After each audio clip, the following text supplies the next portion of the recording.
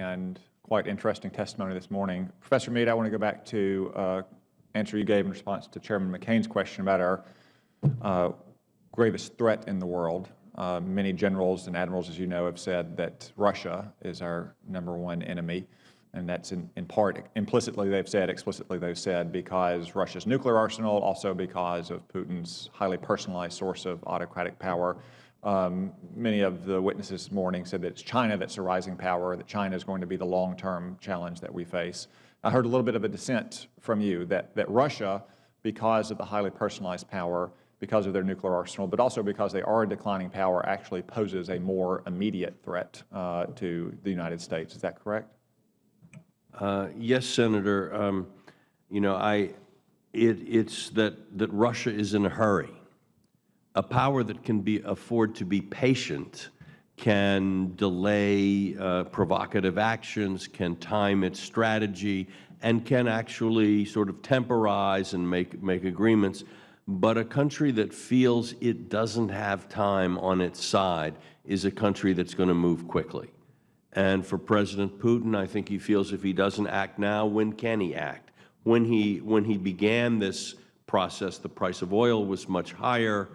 He sees the European Union in disarray because of the euro crisis and other things.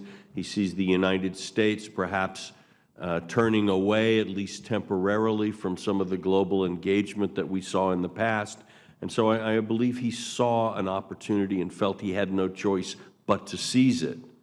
While the Chinese might, for example, suppose we're successful in demonstrating our commitment to freedom of navigation in the South China Sea and so on, they might move away.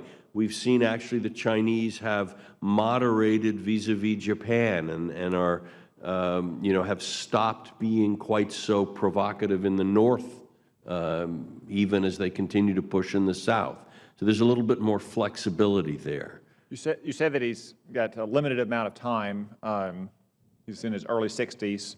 You know, last time I watched him playing hockey or riding a tiger or in a judo outfit, he seemed to be in pretty good health. And given the longevity of dictators, you know, maybe we could be looking at another 20 to 25 years of Vladimir Putin. So could you say a little bit more what you mean about limited amount of time to achieve his goals? He's not worried about term limits curtailing his period in the Kremlin, no, or you know, his own old age. But his concern is actually for Russian national power. Russia, since the Cold War, has failed to develop an effective modern economy. It remains a gas station rather than an integrated economy. Without hydrocarbons, it doesn't have levers.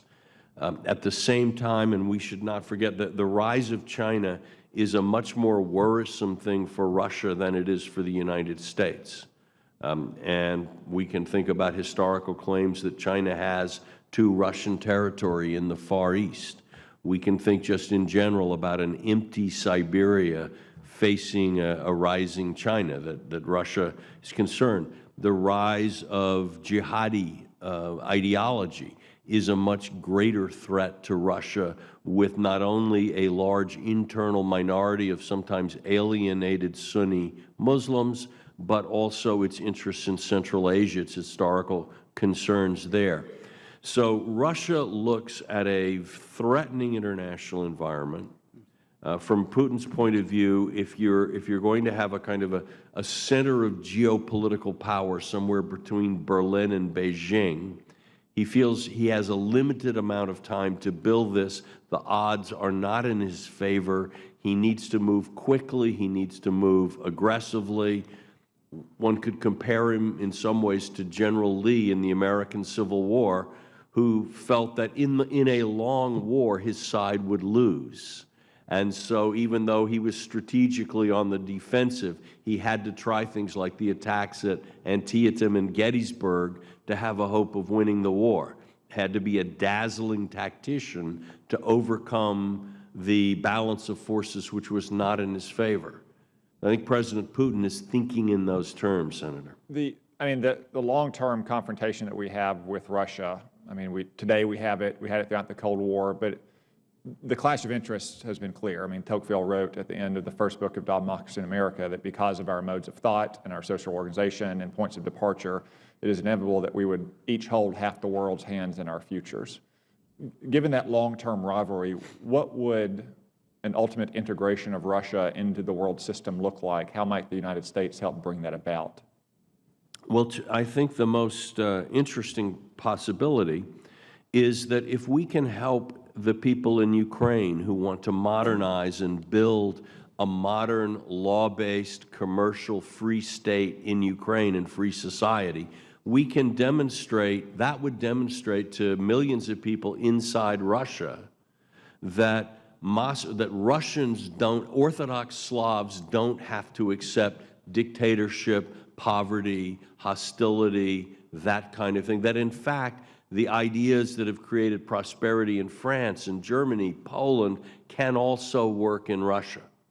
I think if there is a place where we could show the Russian people that they have a different choice, the future can be different.